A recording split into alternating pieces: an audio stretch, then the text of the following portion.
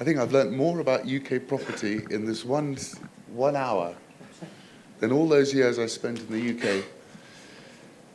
Very, very interesting. Thank you, Mark, for that. I'm just going to give Richard an opportunity to wrap up the presentation before we go into Q&A. And I think what's interesting, given the dynamics of financial markets, I think a lot of this could be applied here in Kenya. You would have thought that it would make sense for the government to be doing a lot more of this itself instead of owning these buildings outright out of interest. But Richard, can I allow you a few seconds to wrap up before we go to Q&A? Absolutely. Thank you. I've got some quite good partners, haven't I? I know nothing about property. Okay, guys.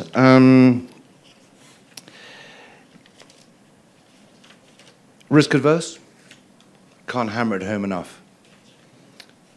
Alternative investment? Hedge currency? Platform of a strategic portfolio? Something you can feel, you can touch, and you can understand? It's property. It's let to the government. I think St. Paul's will be a huge success. I know I'm talking my own book there, but I really mean it. I really, really do mean it. I think this provides, admittedly, not a very gigantic return, which a lot of us are used to because we've been investing in this country, but it does provide a very solid and very stepped advance into the outside world, into an arena where I think we all probably feel quite comfortable. Thank you all very, very much indeed for your time. I think we probably overrun, but I've actually thoroughly enjoyed talking to you this morning. I dare say there are going to be quite a few questions and answers. I probably can't answer them, but I'll do my best, and Mark will help me. So quite happy to take any questions. If anyone's got any burning questions. You got the first one? Okay, and then we'll take them off social media as well. I'm Raphael Okoth from Speedlocks Media. Thank you very much, Mr. Richard Britten, for the insightful presentation. So I've got a question for you. In the property market, there's cutthroat competition. How have you managed to maintain a global footprint? And what are you doing right that others are not doing? That's a very good question. Thank you. I don't think we're doing anything wrong compared to anybody else. You know, we're slightly in what I would call the institutional bracket of investment. So we're much more insurance, safe. The footprint is academic, if I may say so, because as Mark told you, the market in the UK for commercial property and government-occupied commercial property is huge. So maintaining a footprint, we're known, we're respected. We've been doing this for a long time. We have a reputation for doing just this and nothing else. We're very focused. Does that answer your question? Can I just come a little bit there? I completely understand where you're coming from. The actual fact of the matter is that we have been in this business for such a long time. I just told you we tracked about £1 billion worth of deals that have been taking place over the last 12 to 14 months. We have a little competition in the office, certainly between Nicholas, his son, and myself, on those properties. And I say to Nicholas, oh, I just got this one in Manchester. It's led to so-and-so. It's led to the Department of Trade and Industry, blah, blah, blah. Nicholas goes, yeah, I had that 4 weeks ago. You know, that's when we got it. We got it 4 weeks before the market. And we have a little competition with ourselves as to how much in advance of the market we can get those properties. People talk to us before they put the property on the market because they don't, in many instances, want to be seen to selling them. They want to do a quiet deal. You know, they don't want everybody to know their bank's told them to sell it, so they want to shovel it out. So we get them early. Does that answer a little bit the question? So I think that's really being in position. It's like market making, isn't it? People know that you're there in the market, so they come to you for a price, and you really are in the middle of the information loop. I'd say that when we were running Witchford, when I was running Witchford, 85, if not 90% of the properties that we acquired, and that was £1 billion of property, was acquired off-market. off-market. That means privately, from institutions who own them, and so we need to get out, or private individuals, or indeed banks. Did you? With your permission, can I throw just a small question, a 10-second question? And how do you manage customers' expectations? Which customers? Because the main customer is going to be the government, right? Yeah. Yeah. Do you mean our tenants? Your Or tenants do you mean is- you as an investor? Yeah. You as an investor. I manage your expectations because I will continue to give you feedback. We run a very transparent organisation. Everything is open. There's nothing hidden in there. You can see exactly what happens. We're going to have regular investor presentations in this country to show you exactly what we're doing. We'll have regular contact with you to let you know what properties we're buying. We'll let you know the dynamics of the properties we're buying and what we expect them to do. So we're there to be measured in a transparent way. We're not hiding anything. We're going to run it very much like a real estate investment trust in that way. But of course, we're a bit more efficient than one of them. I was quite surprised when we went to see the CMA, the regulatory body here.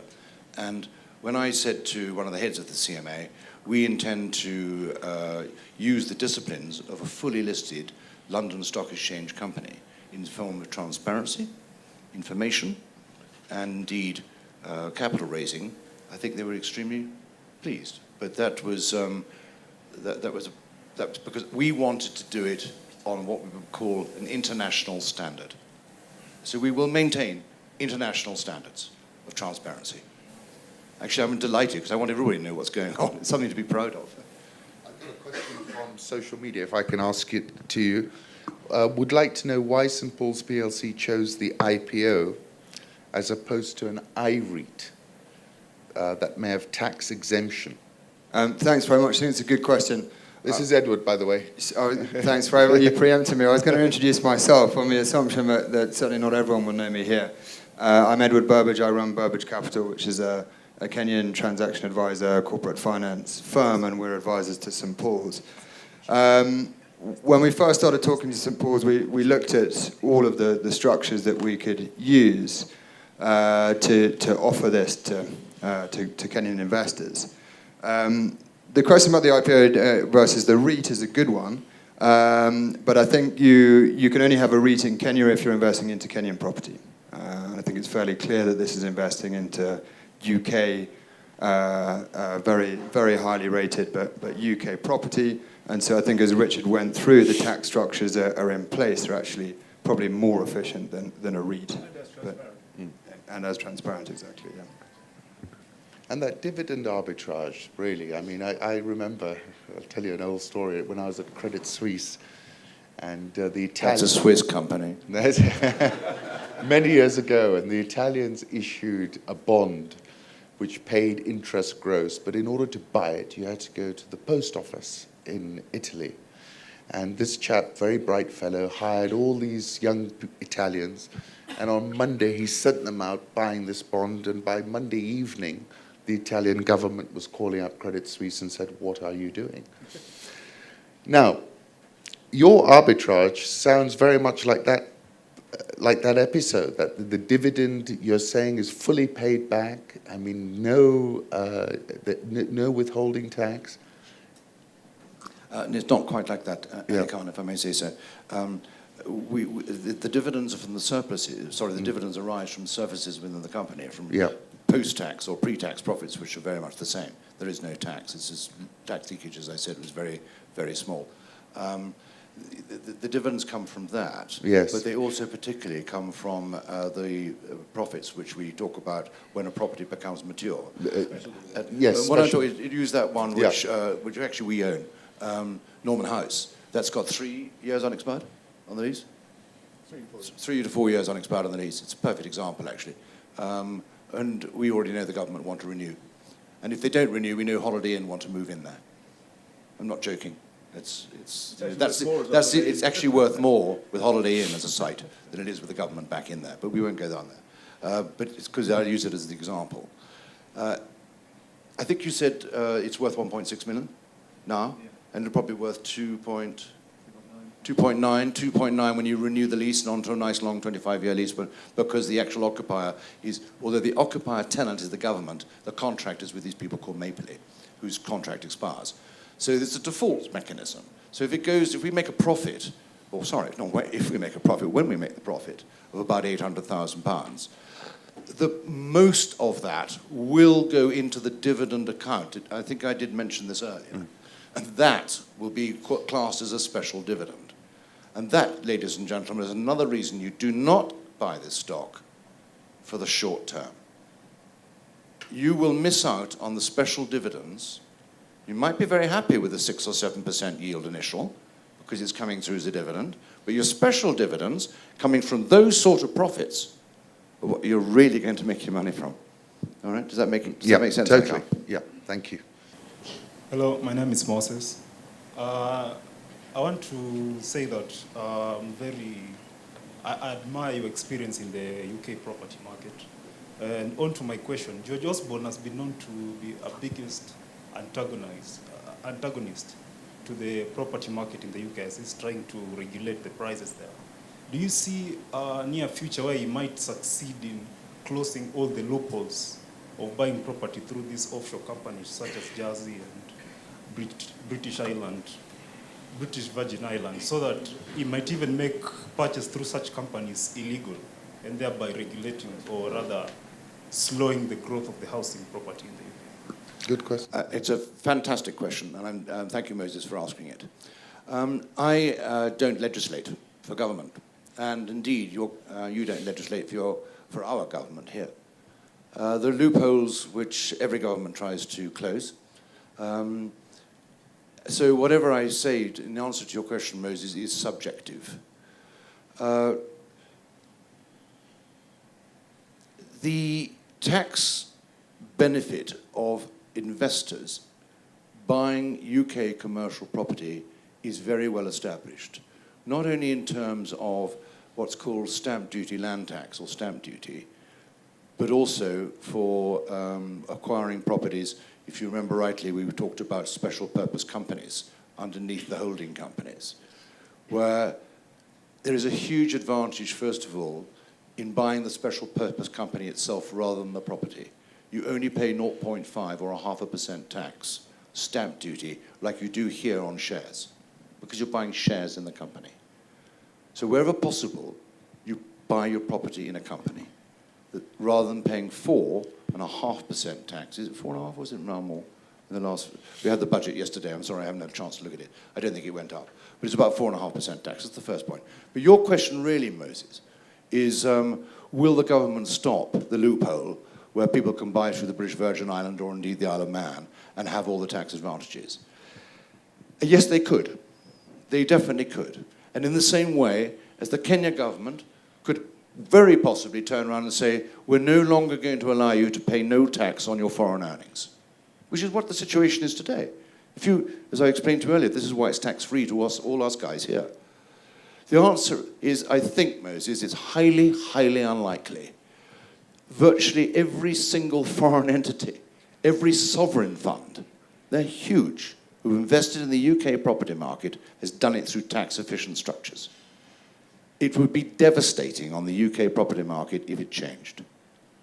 I don't know the answer. I hope to God it doesn't happen, and I feel as certain as I can be that it will not happen. Can I just jump in as well? I think the sort of loopholes that George Osborne's looking to tidy up at the moment are people in the UK who are investing in offshore tax structures to avoid paying tax in the UK. He's not looking to close down foreign investment into the UK and repatriation of profits to those foreign investors. Much more eloquent. It's the internal one that he's really after. So he's after me doing something through the Isle of Man, taking my money out there, not paying UK tax on it. That's who he's after. He's not after you as a Kenyan investing in the UK and getting your return back from it. That he wants to encourage. Yes. Can I throw a question to you, Patrick? Because you've been obviously a pioneer in the real estate space here in Kenya via Knight Frank. You gave me wonderful amounts of information about the market here. You've got your finger on the pulse. You've got your finger on the pulse in the UK. Finger on the pulse all over the world. The doctor, really. Yes. What can you tell? What would you say about this opportunity, and what would you say about the contrast? Because I think I'm here partly because with the latest grandchild, I think I can say I've known the Long family through 5 generations, starting with his grandmother, so we've all known each other. But yes, I do understand the Kenya property market as well as anybody, and I have maintained contacts, obviously through Knight Frank and other sources, with the UK market. The biggest single advantage when Richard Britten-Long asked me to have a look at it is this. I develop property here for clients, and the dilemma all the time is that we are probably picking up an initial yield, if including the developer's profit, of maybe 10%, but we're borrowing, I don't have to tell you, at 16%. So the limits of borrowing are very, very small, and the danger in the early years of developing property here is to run out of money before growth takes you away. Now, that has worked extremely well recently because the growth has been here and people have been able to retire their borrowings. I don't think we're in a bubble, but I do think that property markets are cyclical, and my guess is we've probably built rather more than we can immediately occupy. It's not going to stop the world. The sun's going to continue to shine. It will come right. But I would certainly have some short-term worries about my ability to get good tenants into buildings to service debt if I borrowed too much. If I haven't borrowed anything, it couldn't matter less, because long-term, the capital gains will be there. Now, when I look at this deal, you are buying a yield of between 5 and 10%, and you're locking in borrowing through interest rate swaps, I think, and you're borrowing at 2%. So it is the other way round. Your debt is costing an awful lot less than your yield. And that, to my mind, is the clincher for saying that this is a relatively risk-averse thing. I asked the question, where are the risks? The big one is non-renewal of leases. And I asked, what happens if interest rates go up? Well, the answer is they can see ahead 5 years through the swaps. If anybody who thinks they can see more than 5 years ahead, well, I think they've got a special access to the Almighty. So what you're talking about is positive carry. You're saying that in the UK, the term is positive carry. Bond investors use it. It's where you're buying an asset which is paying you an interest rate that's higher than your cost of borrowing. And what Patrick is saying, that here, when you're a developer, typically you're borrowing money at 15, 16, 17%, and your return is around 10, so you've got what's called negative carry. And then you've got to pay tax on that return. Yes, correct. So that was the other point. Can I take some more questions? Any ladies that want to ask a question? Because I've become very gender sensitive. You're going to pretend to be a lady, Graham? Okay. Graham, did you have a question? Graham is the chairman of the British Chamber of Commerce, rather dynamic chap. Yes, good morning, everyone. Yes, recently founded Chamber of Commerce, and I'm the chairman. And one of our mandates, just for everyone here in this audience, but I will direct the questions to the panel. I'm Kenyan born as well. My chamber, and the reason that I've taken on the role, one is obviously to handle the political gap between the two governments, but more importantly, to take the chamber and Kenyans to push Kenyans north, not receiving British companies south. So our mandate is to really push Kenyans north. And one of the reasons I'm here, because I think this is a good opportunity. My question, and maybe it's more of advice, there are 400,000 Kenyans in the United Kingdom. Okay. The diaspora worldwide are transferring about $100 million into Kenya a month. Underestimated. Underestimated. Because, yes, we looked into that. Can I just quickly intervene on that? Yeah, by all means. We estimate that 3 million Kenyans abroad sending back home an average of $100 a month. Yeah. And that also explains the strength in the shilling. And also there is a number in the central bank accounts where they can't account for about $5 billion. And we believe that is the difference the accumulated difference between this $100 million a month and what is actually coming in. Sorry. Very interesting statistics, but I think it's really worthwhile. But gentlemen, if there's the British 400,000, remitting whatever they're remitting from the UK to Kenya, is there some advice that you can give them on what they're remitting here and then reinvesting it back into the UK? Because obviously it's got to be some kind of tax-efficient way of doing it. The answer is absolutely not. We can't give advice. We're not regulated to give advice. I'm sorry, Graham, I can see your question, but there's nothing called off the record, is there?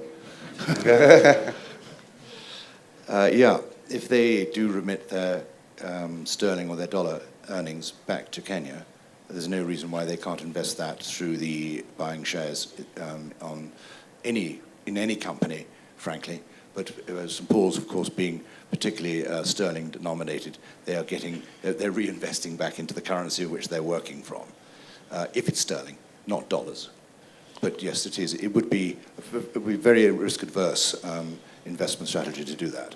And actually, you're quite right. I mean, I'm very well aware of the number of Kenyans, including myself. I'm one of them. I'm one of those 5 million, to be perfectly frank. I remit my money back to this country as well, because I've got my mother living here and I've got my home here. But so I'm slightly in the same case, to be perfectly frank. But the answer is I cannot, and we cannot give, and we wouldn't dare give advice on that sort of thing. We're not regulated to do so, and you know now how strict they are. Introduce yourself. Yeah. Truly, my name is Stanislaus Agacho from Stewart Capital. Stewart Capital main focus is creating wealth, changing lives, because we believe when business succeeds, lives are changed. And in Africa, the setting is that one income equals 10 lives, depending on that. My question is concerning the mitigation of the risks that are eminent in the UK property management and the property market, and majorly 3. Number 1, I was looking at the Investment Property Forum report of 2015-2016, and they highlighted 3 things. And the first is that the UK economic growth is not as impressive as the forecast suggests, and the implication then therefore is that the rental rates will not necessarily swing upwards but might actually decline.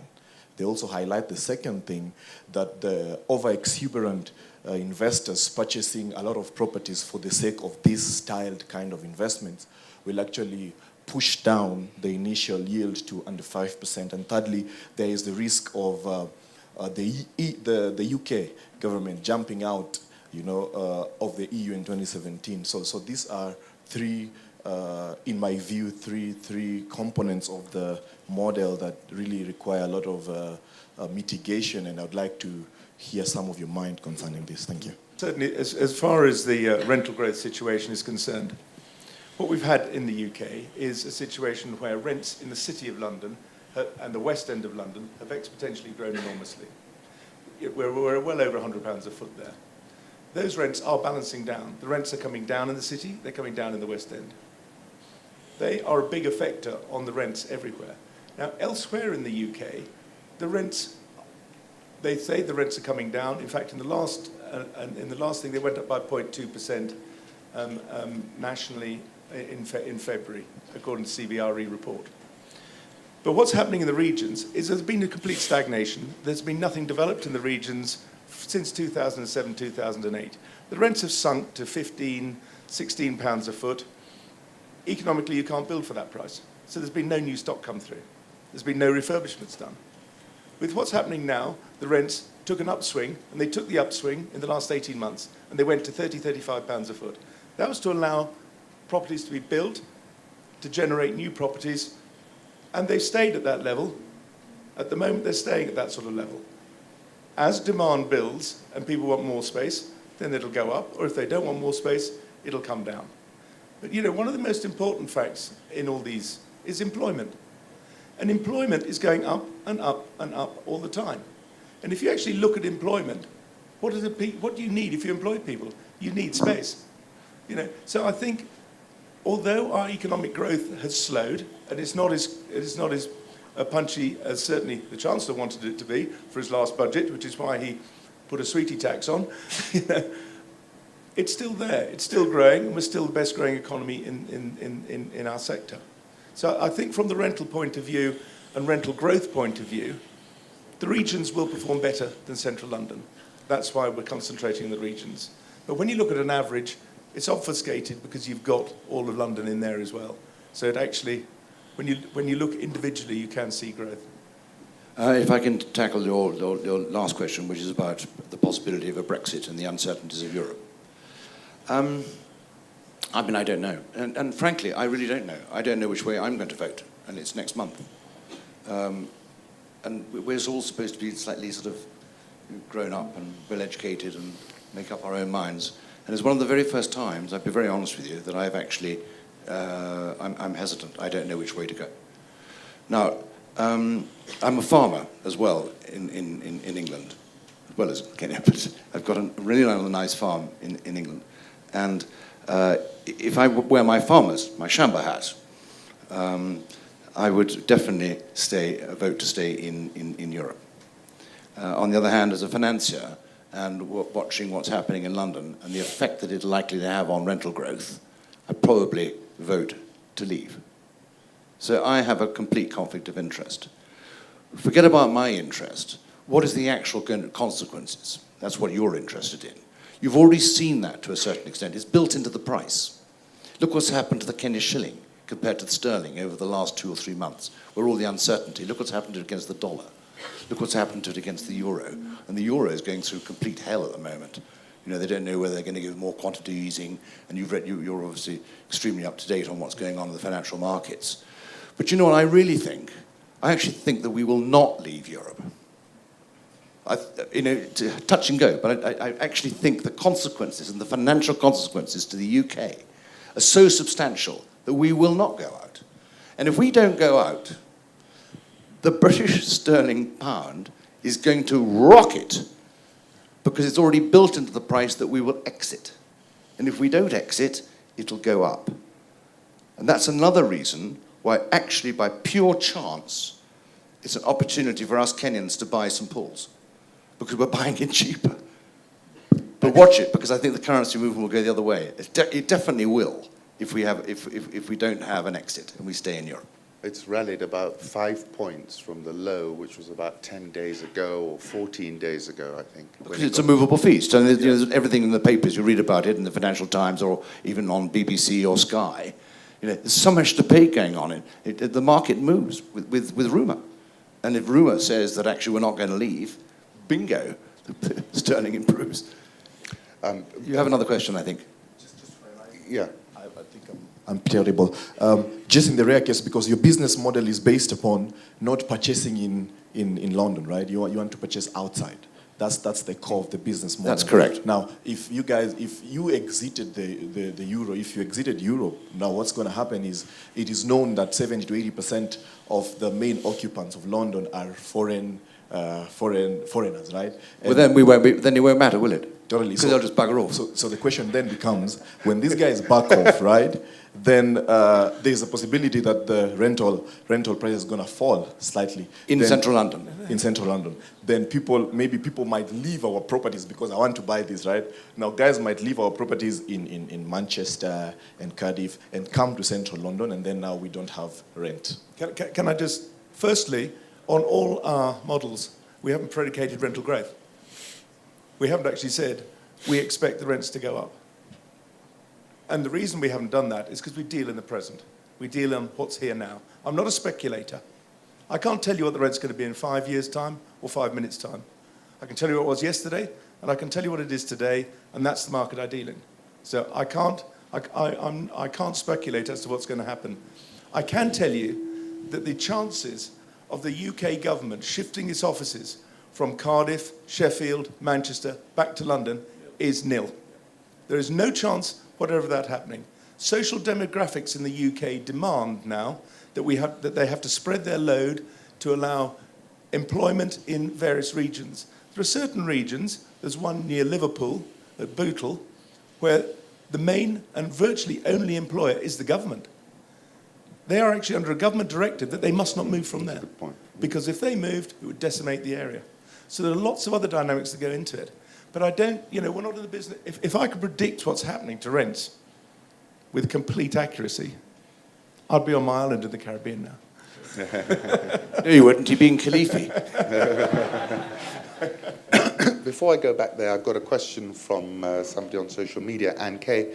She's asking that, last year you were looking at gems. This year it looks as if it's that potentially it would be a full IPO.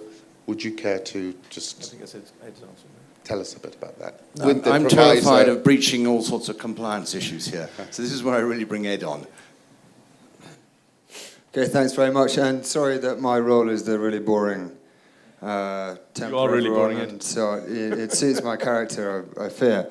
So I start looking, giving Richard a sort of evil eye at this stage when we start talking about offers and IPOs and market segments, because we value our relationships with the regulators, obviously, and so does St Paul's. And I think the spirit that St Paul's has shown is very much to engage with regulators with us to try and find what is the most appropriate legal structure for this offering. So I think at this stage that's still in discussion with regulators. Okay, and that's what my firm is primarily leading forward. I think the intention is that we will keep the market informed on what the decision is in relation to how the offer is done and how the listing is done. So I think, watch this space, and I think leave your contact details obviously as well, and we'll keep everyone updated, but we'll keep the market generally updated. But I think, you can assume that the structure will be the one that provides the most liquidity, the best corporate governance, the best disclosure structure, and the most solid structure for Kenyans to invest into this product. Thank you very much. My name is Kireka Mwangi, and I was born in Kenya. Thank you very much for the fantastic presentation. About 10 years back, we had some investments in Australia, very consistent, dollar share price. Every 4 months, they send you dividends. But then what was happening in the stock market here was so exciting that we had to sell that off and just keep the money here while we were getting very, very good return on investment. So my question for you is, in as much as it's very secure, very stable currency-based, when I compare that with our local property here, like for example, student accommodation, which is something we're into, we can easily give you 15%. So I think my suggestion is it possible for your company, because the model and everything is fantastic, is it possible for you people to do a property here and then give better returns in Kenya shillings? I hope the point several times that I'm risk adverse. Now, I'm not saying that your investment into Kenya property is carried with or loaded with a huge risk, but I think it might be a higher risk than it is in the UK. Patrick alluded to this not being a bubble, and actually, if you're not leveraged, there's going to be no problem, and it'll be sunshine as usual, to quote him. And I think he's probably right. But why would I invest in a Kenya property to deliver 15% in Kenya shillings when I can invest in the UK, and if my model works and the profits I can obtain or deliver from selling those properties that mature as we renew the leases to give, shall we say, same 15%? The answer is, to me, it's a great deal less risky to follow my model. And don't let's forget, my tax situation is pure. It's seamless. Yours, if I did it here in Kenya and I went and invested my £50 million in Kenya, I've got to pay all that tax. And I may be risk adverse, but I promise every single one of the person in this room, I'm really tax adverse as well. Just answer that question a little bit as well. I don't think anybody's saying that they don't want you or anybody in this room to invest in Kenya. That's not the case. we anticipate all of you investing in Kenya and continuing to, and getting the returns that you wish to get from that. What we're saying is that as you go forward, there is profit in having a structured portfolio. When you put your portfolio together, you don't have all your eggs in one basket. What you want is you want a layer and a layer and a layer. The top layer is high risk and high return. The bottom layer should be vanilla, and it should provide you with a very safe and secure return. That's how institutional investors work. They layer their investments. So I'm not saying, and I don't think we're saying, we don't feel in competition with Kenya in any way, shape or form. We couldn't. You've got some great returns here. But what we can provide is that secure layer, and that's what we're after supplying. And I think Patrick would like to say something. Yes. Give me this one. Yeah, you know, if you are an institutional buyer of property here, it's actually quite difficult to lay your hands on first-class stock. If you've got, say, I'll talk dollars because it's easier. If you've got $10 million here to buy property for pensioners, it's extremely difficult to go out there and find and buy institutional quality property that is showing an adequate return. It's probably 7% at best, not 15. Now, if you can't buy it, you build it. A shopping centre, an office block, or whatever. But when you build it, you've got to find tenants, and there is the development risk. And I think what we're saying is, here is a way of placing money that will avoid really an array of risks, which perhaps apply here at different levels at different times, but at the moment, somewhere near the top of the property cycle, maybe they're greater than you think, that's all. I don't have a crystal ball either. My name is Joshua from Home Africa Limited, a real estate company. Yes. And mine is on the business model. It seems heavy on the government occupying those properties and not owning them.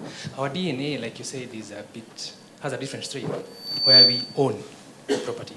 And the government, being run by those Africans, tends to want to own the properties they are occupying. How would that fit with your model where the government, say in the UK, is keen on leasing as opposed to owning? Did you get all of that? So Joshua's from Home Africa, and he's saying your model is very it's government loaded. Essentially, you want the AAA credit, and that's why it's government loaded, right? I mean, that's the covenant that you're after. But he's asking that here in Africa, where land ownership is in everyone's DNA, governments tend to hold and own their property. And he's just asking about that, and do you see that changing? No, at the moment, the vast majority of the space occupied by the government is owned by private sector landlords. That's institutions, individuals, family trusts, etc. Now, it's very unlikely that government's going to go back and buy those capitally back in again, because that would require an enormous infrastructure cost for no real return. So they continue to use the model that's worked for them for years, which is they continue to pay rent. So in the UK, the vast majority of government-occupied buildings are owned by the private sector. That's where the majority of buildings are. Other than really strategic ones, and then like Downing Street is probably owned by the government, you know. A Ministry of Defence because of those reasons. But it's interesting here, just to come back to your point, is that we're seeing much more of what I would call the leasing model, which is what the UK government is really using, right? When you think about it, it's freeing up capital, it's not sunk into real estate, and you're paying a sort of rental charge. For example, recently the cars that the government leased. So you're seeing even us go more towards a leasing model because of this exact problem, that you're then getting too much capital stuck. And so I think it's just a point to make that I don't think it's going to remain like that forever. I think the government will need cash, and they will use this sort of vehicle, this sort of structure to release cash. But in any case, why St. Paul's? St. Paul's, I think we were very lucky to get the name, first of all, and to actually get the name St. Paul's Property Trust was helpful, to say the least, because it does, I hope, give some feeling of comfort to what actually our aims are. St. Paul's was built by St. Christopher Wren, of one of the UK and England's most incredible architects. It is huge. It only got one bomb in the war. So we'll probably only have one property here.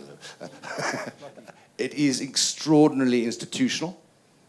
It does, I hope, give the feeling which we want to give you of strength, security, and frankly, I can remember it. Not much of a good answer, but there you are. Thank you. My name is Miano Dennis. Just two quick questions. Why Kenya? Did you choose Kenya to list? And are you going to replicate the same model probably in other markets, probably in Africa? You know? And the other one is when are you planning to do the actual listing in the NSE? Just about why Nairobi, I think, again, we've seen a lot of innovation in Nairobi. I mean, whether we've seen the gems market develop, we're getting the derivatives market, we're looking to launch ETFs. And I think, all of us as Kenyans have got a dream that we want to be the financial market space in this part of Africa. We need to be the conduit to this region, right? If we are really going to be a hub, we need to be a financial hub.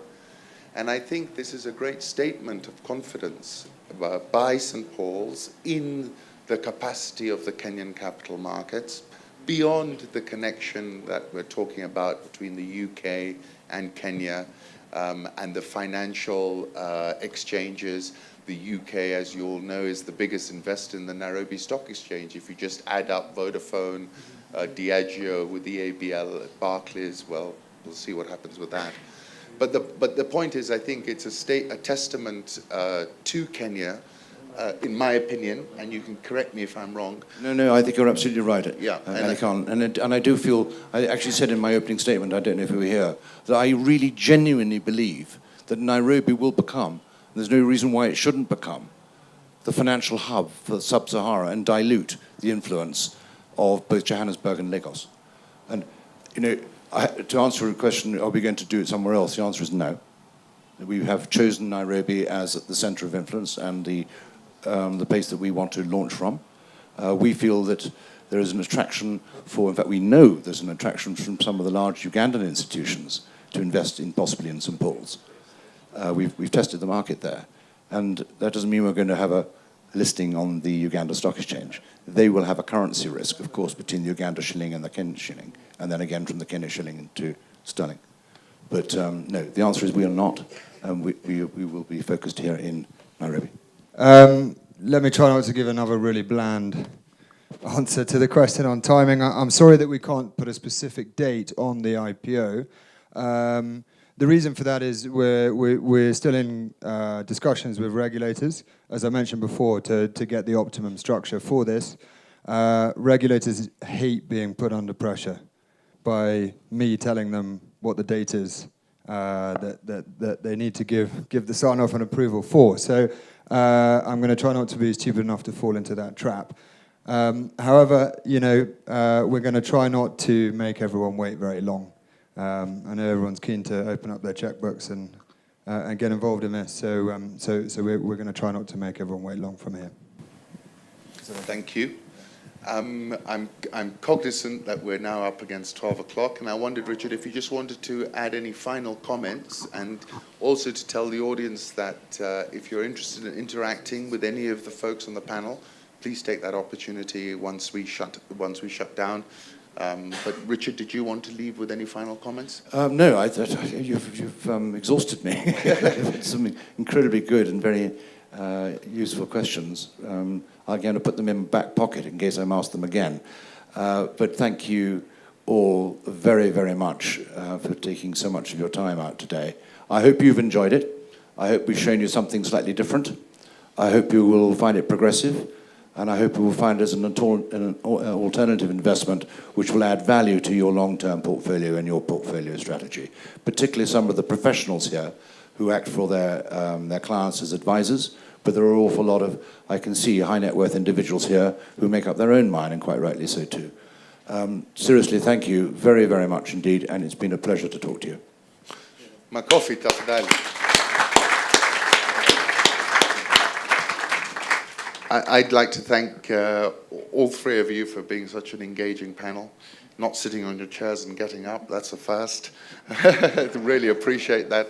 And I'm grateful for the deep insights that you've given us into something that, you know, we're all passionate about, whether it's a shampoo or a house. Or I was at this presentation that we both attended, Knight Frank, and they were saying that, you know, the first destination for anyone who has money, surplus money to invest, remains the United Kingdom. And I think this is really an opportunity. This is not an opportunity to go and hit the ball out of the park and maybe run out of the park with the ball. This is a very solid opportunity, I think. And I think that when you look at it against UK government bonds, when you look at the dividend arbitrage, or however you want to characterize it, I think it's giving you above normal returns without the risk. And plus, you've got folks who've been in this business for years and years and years and know it inside out. So I'm really grateful for the opportunity that you gave us to come and listen to you. And we wish you every success. And, you know, I think this too is a testament to the developing real estate sector in the capital markets. I mean, the very fact that Kenya is able to put together such a thing, to list such an opportunity is a big testament to how much we've progressed in our capital markets. And I feel good about that. Thank you. Thank you. Thank you. Good.